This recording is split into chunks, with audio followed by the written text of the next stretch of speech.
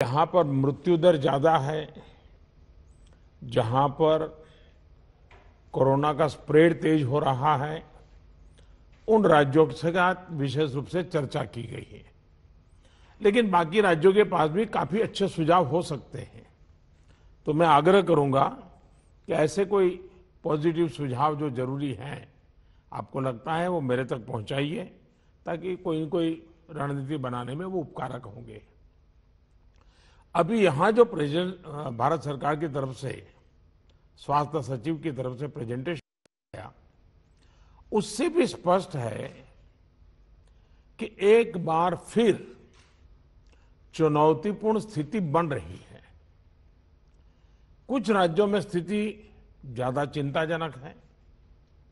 ऐसे में governance system में सुधार ये बहुत आवश्यक है। ये मैं समझ सकता हूं कि साल भर की इस लड़ाई के कारण व्यवस्था में भी थकान आ सकती है, ढीलापन भी आ सकता है। लेकिन ये 2-3 सप्ताह और अगर हम टाइट करें और अदर गवर्नर्स को बराबर मजबूत करें, इस पर हमने बल देना चाहिए। साथियों, आज की समीक्षा में कुछ बातें हमारे सामने स्पष्ट हैं और उन पर हमें विशेष ध्यान देने की जरूरत है।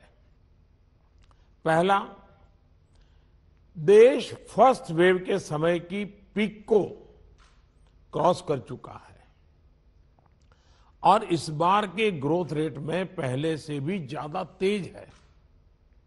दूसरा, महाराष्ट्र, छत्तीसगढ़, मध्य प्रदेश, गुजरात समेत कई राज्य फर्स्ट वेव की पीक को भी क्रॉस कर चुके हैं। कुछ और राज्य भी इस ओर तेजी से बढ़ रहे हैं। मैं समझता हूं कि हम सबके लिए एक चिंता का विषय है, सीरियस कंसर्न है। और तीसरा, इस बार लोग पहले की अपेक्षा बहुत अधिक कैजुअल हो गए हैं। अधिकतर राज्यों में प्रशासन भी सुस्त नजर आ रहा है। ऐसे में कोरोना के केसेस की इस अचानक बढ़ोतरी ने मुश्किलें ज्यादा पैदा की है। कोरोना के प्रसार को रोकने के लिए फिर से युद्ध स्तर पर काम करना आवश्यक है। साथियों, इन तमाम चुनौतियों के बावजूद हमारे पास पहले की अपेक्षा बेहतर अनुभव है, पहले की अपेक्षा अच्छे संसाधन है और अब एक वैक्सीन भी हमारे पास है। जन भागीदारी के साथ साथ हमारे परिश्रमी डॉक्टर्स और health workers, health care staff ने स्थिति को संभालने में बहुत मदद की और आज भी कर रहे हैं। आप सभी में अपने पहले के अनुभवों का प्रभावी ढंग से उपयोग अपेक्षित है। अब आप कल्पना कीजिए कि गत वर्ष इन दिनों में हमारे हाल क्या थे। हमारे पास टेस्टिंग लैब नहीं थे, इवन मास्क कहां से मिलेगा ये भी एक चिंता का विषय था, किट नहीं था। और उस समय हमारे लिए बचने का एकमात्र साधन बचा था लॉकडाउन, ताकि हम व्यवस्थाओं को एकदम से जितना तेजी से बढ़ा सके और वो हमारी स्ट्रेटेजी काम आई। हम व्यवस्थाओं को बना सके, संसाधन खड़े कर पाए, हमारी अपनी कैपेबिलिटी बढ़ाई, दुनिया से जहां से प्राप्त कर सकते कर पाए और लॉकडाउन के समय का हमने उपयोग किया। लेकिन आज जो स्थिति है, आज जब हमारे पास सब संसाधन है, तो हमारा बल, और ये हमारे गवर्नेंस की कसौटी है, हमारा बल माइक्रो कंटेनमेंट जोन पर होना चाहिए। छोटे छोटे कंटेनमेंट जोन पे सबसे ज्यादा होना चाहिए। जहां पर रात्रि कर्फ्यू का प्रयोग हो रहा है, वहां मेरा आग्रह है कि उसके लिए शब्द प्रयोग हमेशा करें कोरोना कर्फ्यू। ताकि कोरोना के प्रति एक सजगता बनी रहे।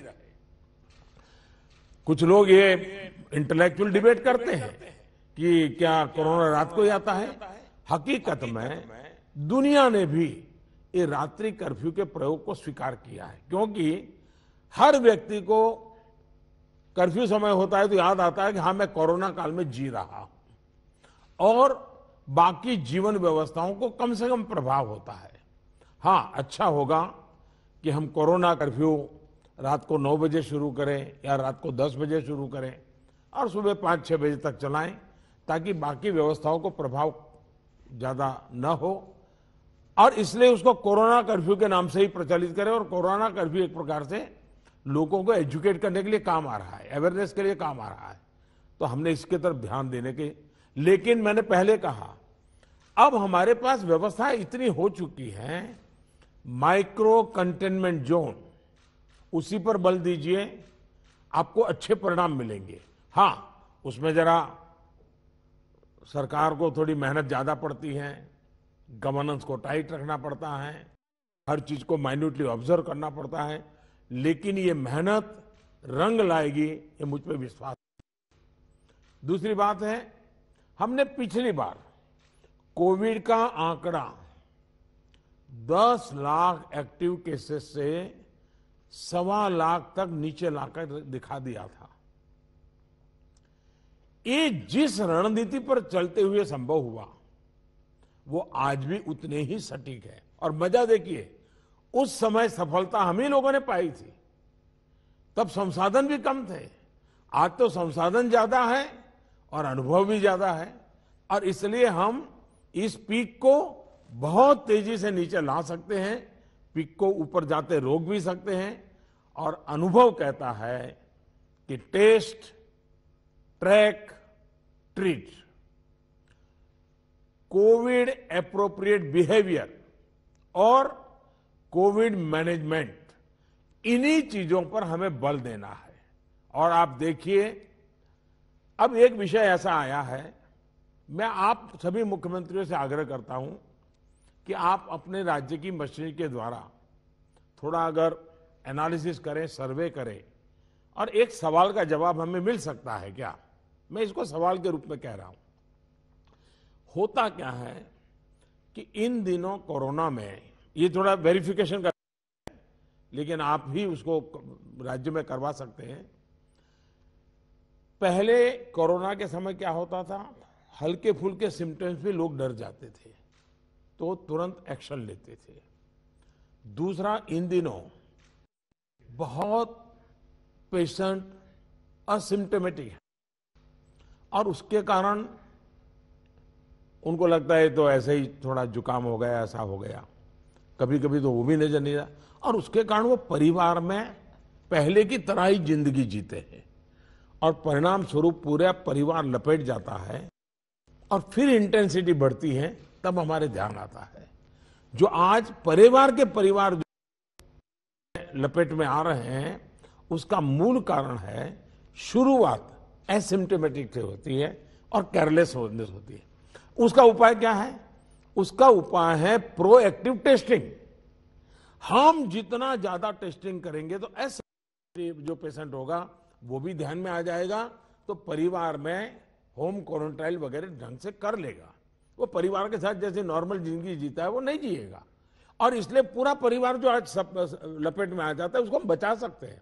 और इसलिए हम अभी चर्चा जितनी वैक्सीन की करते हैं उससे ज्यादा चर्चा हमें टेस्टिंग की करने की जरूरत है, बल टेस्टिंग पर देने की जरूरत है। और हमने सामने से टेस्टिंग के लिए जाना है, उसको तकलीफ हो और फिर टेस्टिंग करने के लिए आए और फिर उसको पॉजिटिव नेगेटिव मिल जाए, और वो मैं समझता हूं क्रम हमारे लिए थोड़ा बदलना पड़ेगा। हमारे पास वायरस को कंटेन करने के लिए एक अहम तरीका है कि हम ह्यूमन होस्ट को कंटेन करें। मैंने पहले भी कहा था, ये कोरोना एक ऐसी चीज है कि जब तक आप उसको लेकर के नहीं आओगे घर में नहीं आता है, और इसलिए ह्यूमन सोर्स जो है हर एक को हमने जागरूक करना पड़ेगा, उसने नियमों का पालन करना होगा, ये बहुत आवश्यक है। और निश्चित तौर पर इसमें टेस्टिंग और ट्रैकिंग की बहुत बड़ी भूमिका है। हम टेस्टिंग को लाइट न लें। टेस्टिंग को हमें हर राज्य में इतना बढ़ाना होगा कि पॉजिटिव रेट कैसे भी करके 5% के नीचे ला करके रख जाए। और आपको याद होगा, शुरू में जब कोरोना खबरें आने लगी तो हमारे यहां कंपटीशन होने लगी। वो राज्य तो निकम्मा है, वहां बहुत बढ़ गया, फलाना राज्य बहुत अच्छा कर रहा है। राज्यों की आलोचना करना बड़ा फैशन हो गई थी। तो पहली मीटिंग में मैंने आप सबसे कहा था कि संख्या बढ़ने से आप जरा भी चिंता मत कीजिए। उसके कारण आपका परफॉर्मेंस बुरा है, प्रेशर में मत रहिए, आप टेस्टिंग पर बल दीजिए। और वो बात मैं आज भी कह रहा हूं, संख्या ज्यादा है इसलिए आप गलत कर रहे हैं, ये सोचने की जरूरत नहीं है। आप टेस्टिंग ज्यादा करते हैं, उसके कारण पॉजिटिव केस नजर आते हैं, लेकिन बाहर निकलने का रास्ता वही है। और जो आलोचना करने वाले हैं, थोड़े दिन आलोचना सुननी पड़ेगी, लेकिन रास्ता तो टेस्टिंग का ही है। टेस्टिंग के कारण आंकड़ा बड़ा आ जाता, आने दीजिए। उसके कारण कोई राज्य अच्छा है, कोई है, ऐसा मूल्यांकन का तरीका ठीक नहीं है। और इसलिए मेरा आपका आग्रह है कि इस प्रेशर से बाहर निकल जाइए, टेस्टिंग को बल दीजिए। भले पॉजिटिव केस ज्यादा आते हैं, आने दीजिए, लेकिन उसी का तो हम उपाय कर पाएंगे। और हमारी टारगेट 70%, 70% आरटीपीसीआर टेस्ट करने का है। कुछ जगह से मेरे पास खबर आई है, मैंने वेरीफाई नहीं किया है, कि कुछ लोग जो आरटीपीसीआर टेस्ट कर रहे हैं उसमें जो सैंपल लेते हैं उसमें बहुत लेथार्जिक है। ऐसे ही मुंह के आगे ही से सैंपल ले लेते हैं। ऐसा है, बहुत गहरे के सैंपल लिए बिना रियल रिजल्ट मिलता ही नहीं है। अगर आपने ऊपर ऊपर से ले लिया मुंह में थोड़ा सा डाल करके, तो जो रिजल्ट आएगा वो तो नेगेटिव ही आने वाला है। और इसलिए जब तक सुई को अंदर डाल करके सैंपल नहीं लेते हैं, जिन राज्यों ये हो रहा है इसको रोकने के लिए कोशिश कीजिए। भले पॉजिटिव केस बढ़े, चिंता मत कीजिए, लेकिन पॉजिटिव केस होगा तो ट्रीटमेंट होगा, लेकिन वो नहीं होगा तो घर में फैलाता रहेगा, पूरे परिवार को, पूरे मोहल्ले को, पूरे टेनामेंट को, सबको लपेट लेगा। हमने पिछली मीटिंग में इस पर चर्चा की थी कि आरटीपीसीआर टेस्ट बढ़ाने की जरूरत है। और फिर मैं कहता हूं कि प्रॉपर सैंपलिंग और प्रॉपर होना चाहिए। आपने देखा होगा, कुछ लैब सबको निगेटिव दे रही है, कुछ लैब सबको पॉजिटिव दे रही है, तो ये तो अच्छी चित्र नहीं है। तो कहीं कुछ कमी है, और ये गवर्नेंस के माध्यम से हमने चेक करना। कुछ राज्यों को इसके लिए इंफ्रास्ट्रक्चर बढ़ाने की जरूरत होगी, लेकिन इसे जितनी तेजी से करेंगे उतना ही मददगार होगा। लैब्स में शिफ्ट बनाने की जरूरत करनी है, तो मैं समझता हूं किया जाना चाहिए। साथ ही मैंने जैसे पारण में कहा, कंटेनमेंट जोन्स में टेस्टिंग पर हमें बहुत बल, जिस कंटेनमेंट तय करें उसमें एक भी व्यक्ति टेस्टिंग के बिना रहना नहीं चाहिए। आप देखिए, आपको परिणाम फटाफट मिलना शुरू हो जाएगा। साथियों, जहां तक ट्रैकिंग का प्रश्न है, प्रशासनिक स्तर पर हर इन्फेक्शन, हर कॉन्टैक्ट को ट्रैक करना, टेस्ट करना और कंटेन करना, इनमें बहुत तेजी की जरूरत है। 72 आवर्स में कम से कम 30 कॉन्टैक्ट ट्रेसिंग से हमारा टारगेट कम नहीं होना चाहिए। एक व्यक्ति का खबर आया तो उसके 30 लोगों जो भी मिले हैं उसको हमने करना ही पड़ेगा। कंटेनमेंट जोन की भी सीमाएं स्पष्ट होनी चाहिए, वेग नहीं होना चाहिए। पूरे के मोहल्ले, इलाके के इलाके, ऐसा मत करो। अगर 2 फ्लैट हैं, एक इमारत में 6 मंजिला है, तो फिर उतनों को ही करो। बगल का टावर है, उसको बाद में देखो। अदरवाइज क्या होगा कि हम सब के सब सरल मार्ग यही है कि मेहनत कम पड़ती है, ये कर दो। उस दिशा में मत जाइए। आप सब इस दिशा में सक्रिय हैं, बस हमारी सतर्कता में कोई कमी नहीं आनी चाहिए, यही मेरा आग्रह रहेगा। हमें ये सुनिश्चित करना है कि कोविड फटीग के चलते जमीन तक जाते जाते प्रयासों में सुस्ती किसी भी प्रकार से नहीं आने देनी है। कई राज्यों में कॉन्टैक्ट ट्रेसिंग को पीरियोडिकली क्रॉस चेक करने के लिए भी टीम्स बनाकर काम किया है। इसके अच्छे नतीजे मिले हैं। हम सबको ये भी अनुभव है कि जहां कंटेनमेंट जोन में हेल्थ मिनिस्ट्री की एसओपीज का, और मैं मानता हूं ये एसओपी बड़े अनुभव से तैयार हुई है और समय समय पर किया गया है, उस एसओपी का प्रभावी पालन हो रहा है, वहां बहुत अच्छी सफलता मिल रही है। इसलिए मेरा ये सुझाव जरूर होगा कि इस और विशेष ध्यान दिया जाए। साथियों, हमने चर्चाओं के दौरान अभी मोर्टालिटी रेट पर चिंता जताई। ये कम से कम रहे, इन पर भी हमें बहुत जोर देना है। और उसका मूल कारण यही है कि वो रूटीन लाइफ जीता है, मामूली बीमारी ऐसा मान लेता है, पूरे परिवार में फैला देता है और फिर एक स्थिति बिगड़ने के बाद अस्पताल तक आता है, फिर टेस्टिंग होता है और तब चीजें हमारे हाथ से निकल जाती है। हमारे पास हर हॉस्पिटल में डेथ एनालिसिस की जानकारी होनी चाहिए। किस स्टेज में बीमारी का पता चला, कब एडमिशन हुआ, मरीज को कौन कौन सी बीमारियां थी, मृत्यु के पीछे अन्य क्या फैक्टर्स रहे, ये डाटा जितना कॉम्प्रिहेंसिव होगा हमें उतने ही जीवन बचाने में बहुत आसानी होगी। साथियों, मैं आपकी भी जानकारी में है कि एम्स दिल्ली हर मंगलवार और शुक्रवार को इस विषय पर वेबिनार आयोजित करते हैं और देश भर के डॉक्टर्स उनसे जुड़ते हैं। ये लगातार होते रहना चाहिए। सभी राज्यों के अस्पताल इनसे जुड़ते रहें। जो नेशनल क्लिनिकल मैनेजमेंट प्रोटोकॉल चल रहा है उनकी जानकारी सबको रहे, ये भी जरूरी है। और ये लगातार कम्युनिकेशन की व्यवस्था है। जो मेडिकल फैकल्टी के लोग हैं उनको उन्हीं की भाषा में उन्हीं को लोग समझाएं, इसका प्रबंध है, इसका लाभ लेना चाहिए। इसी तरह एम्बुलेंसेस, वेंटिलेटर्स और ऑक्सीजन अवेलेबिलिटी की भी लगातार समीक्षा आवश्यक है। अभी तक जब पिछली बार हम पीक में थे, आज भी देश में उतना ऑक्सीजन का उपयोग नहीं हो रहा और इसलिए एक बार एनालिसिस कर ले हम चीजों का, रिपोर्ट को जरा वेरीफाई कर ले हम। साथियों, एक दिन में हम 40 लाख वैक्सीनेशन के आंकड़े को भी पार कर चुके हैं। वैक्सीनेशन पर कई महत्वपूर्ण बिंदु इस चर्चा में हमारे सामने आए हैं कि वैक्सीनेशन में भी आपके अधिकारियों को लगाइए। दुनिया भर के समृद्ध से समृद्ध देश जिसके पास सब सुविधाएं उपलब्ध है, उन्होंने भी वैक्सीनेशन के लिए जो क्राइटेरिया तय किए हैं, भारत उनसे अलग नहीं है। आप जरा स्टडी तो कीजिए, आप पढ़े लिखे लोग आपके पास है, जरा देखिए तो सही।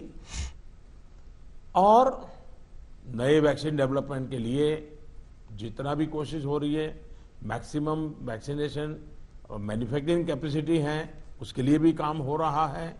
और वैक्सीन के डेवलपमेंट से लेकर स्टॉक और वेस्टेज जैसे जरूरी बिंदुओं पर भी चर्चा हुई है। ये बात सही है। आपको मालूम है कि भी इतनी वैक्सीन बन पाती है। अभी ऐसा तो नहीं है कि इतने बड़े बड़े फैक्ट्रियां कोई रातों रात लग जाती हैं। जो अवेलेबल है उसके हमें प्रायोरिटाइज करना पड़ेगा।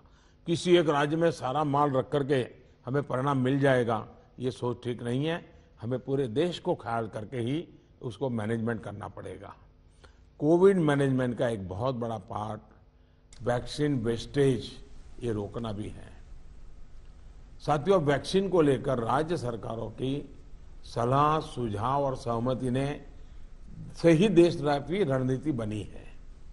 मेरा आप सभी से आग्रह होगा कि हाई फोकस्ड डिस्ट्रिक्शन जो है उनमें 45 साल के ऊपर 100% वैक्सीन के लिए लगातार प्रयास कीजिए। एक बार एक तो अचीव करके देखिए। मैं एक सुझाव देता हूं, क्योंकि ये कभी कभी वातावरण बदलने के लिए चीजें बहुत काम आती हैं। 11 अप्रैल ज्योतिबा फुले जी की जन्म जयंती है और 14 अप्रैल बाबा साहब आम्बेडकर जी की जन्म जयंती है। क्या हम 11 अप्रैल से 14 अप्रैल पूरे अपने राज्य में टीका उत्सव मना सकते हैं? एक पूरा वातावरण क्रिएट कर सकते हैं टीका उत्सव का। एक विशेष अभियान चलाकर हम ज्यादा से ज्यादा एलिजिबल लोगों को वैक्सीनेट करें, जीरो वेस्टेज तय करें हम कि इन 4 दिन जो है टीका उत्सव में जीरो वेस्टेज होगा। वो भी हमारी वैक्सीनेशन कैपेसिटी को बढ़ा देगा। हमारी वैक्सीनेशन कैपेसिटी का ऑप्टिमम यूटिलाइजेशन ये हम लोग करें। और इसके लिए अब हमें यदि वैक्सीनेशन केंद्रों की संख्या बढ़ानी है तो उसको भी बढ़ाएं। पहले एक बार कि हम 11 से 14 अप्रैल किस प्रकार से चीजों को मोबिलाइज कर सकते हैं, एक अचीवमेंट का सेटिस्फैक्शन मिलेगा, वातावरण बदलने में बहुत काम आएगा। और मैं भारत सरकार को भी मैंने कहा हुआ है कि जितनी मात्रा में हम वैक्सीनेशन पहुंचा सकते हैं पहुंचाने का प्रयास करें। हमारा प्रयास यही होना चाहिए कि इस टीका उत्सव में हम ज्यादा से ज्यादा लोगों को वैक्सीनेट करें, और वो भी एलिजिबल वर्ग को।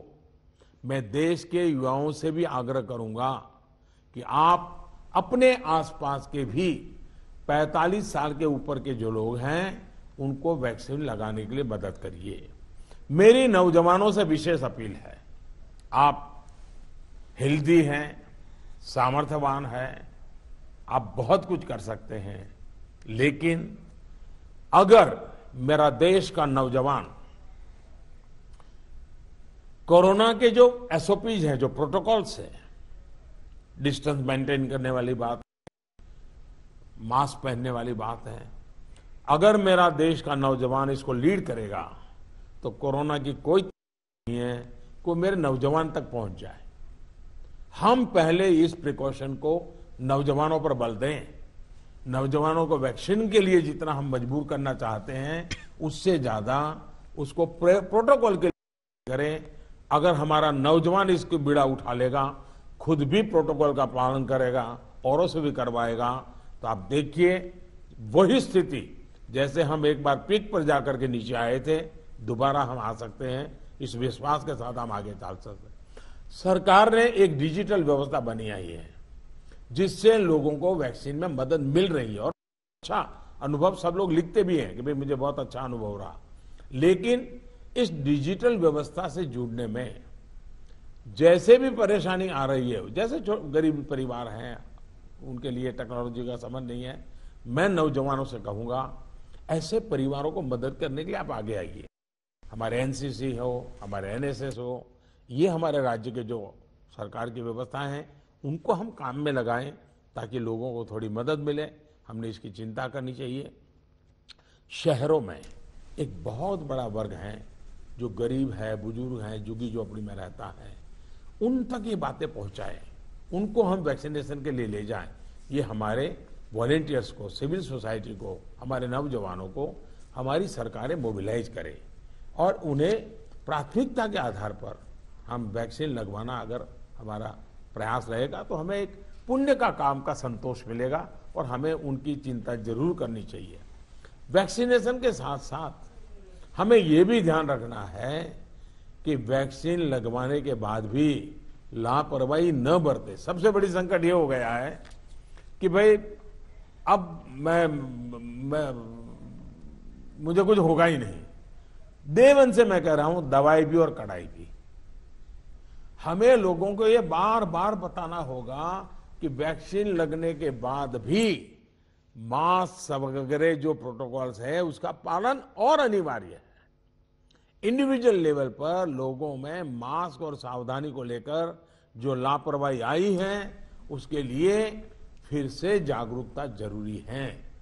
जागरूकता के इस अभियान में हमें एक बार फिर समाज के प्रभावी व्यक्तियों, सामाजिक संगठनों, सेलिब्रिटीज ओपिनियन मेकर्स अपने साथ जोड़ना होगा। और आग्रह है कि गवर्नर नाम की जो अपने यहाँ इंस्टीट्यूट है उसका भी भरपूर उपयोग किया जाए।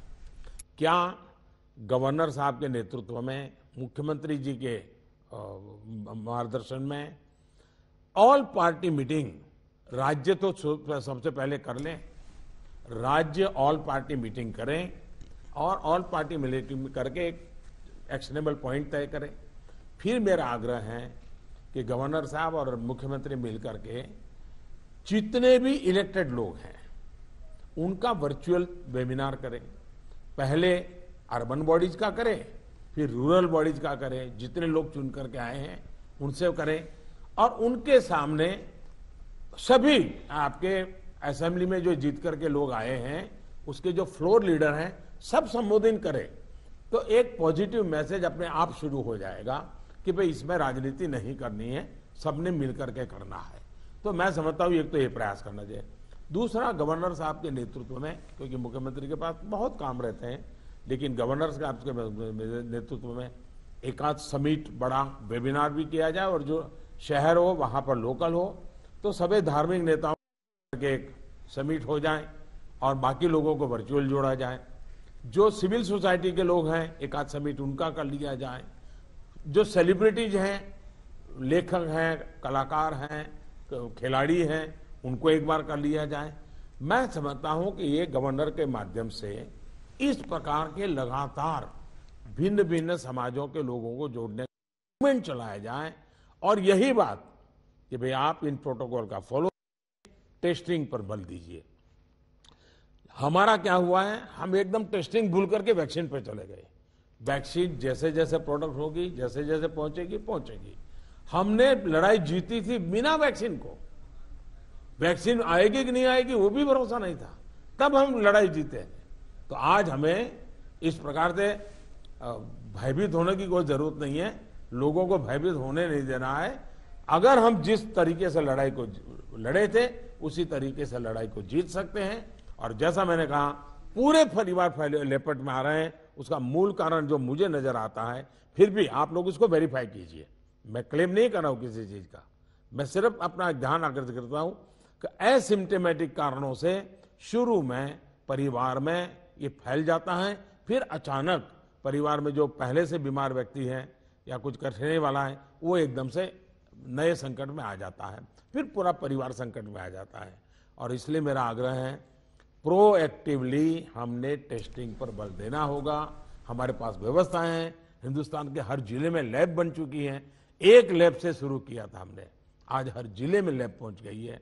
और हम इस चीज को बल ना दे तो कैसे होगा। इसलिए मेरा आग्रह है, जहां तक राजनीति करना न करने का सवाल है, मैं तो डे वन से देख रहा हूं, भांति भांति के बयानों को झेल रहा हूं, लेकिन मैं कभी मुंह खोलता नहीं हूं, क्योंकि मैं मानता हूं ये हिंदुस्तान के लोगों की सेवा करना पवित्र हमारा जिम्मेवारी है। हमें ईश्वर ने इस समय ये कठिन परिस्थिति में सेवा करने का जिम्मा दिया है, हमने इसको निभाना है। जो राजनीति करना चाहते हैं वो कर ही रहे हैं, उनके लिए मुझे कुछ कहना नहीं है। लेकिन हम सभी मुख्यमंत्री अपने राज्य के सभी दलों को बुला करके, सभी प्रकार के लोगों को साथ रख करके अपने राज्य में स्थिति को बदलने के लिए आगे आएंगे। मुझे पक्का विश्वास है इस संकट को भी हम देखते ही देखते पार करके निकल जाएंगे। एक बार मेरा यही मंत्र है, दवाई भी और कड़ाई भी। ये इस विषय में कोई कॉम्प्रोमाइज मत कीजिए जी। मैंने पिछली बार भी कहा था कि आपको जुकाम की दवा ले ली और बार बारिश आ रही है, आप कहें मैं छाते का उपयोग नहीं करूंगा, ये नहीं चल सकता है। आपको अगर जुकाम हुआ है, दवाई ठीक हुए, तो भी अगर बारिश आ रही है तो आपको छाता रखना ही पड़ेगा, रेनकोट पहनना ही पड़ेगा। वैसा ही ये कोरोना एक ऐसी बीमारी है, हर प्रोटोकॉल में फॉलो करते इसको भी करना पड़ेगा। और मैं ये कहूंगा कि जैसे हमने पिछली बार कोरोना को नियंत्रित किया था, वैसे ही हम इस बार भी कर लेंगे।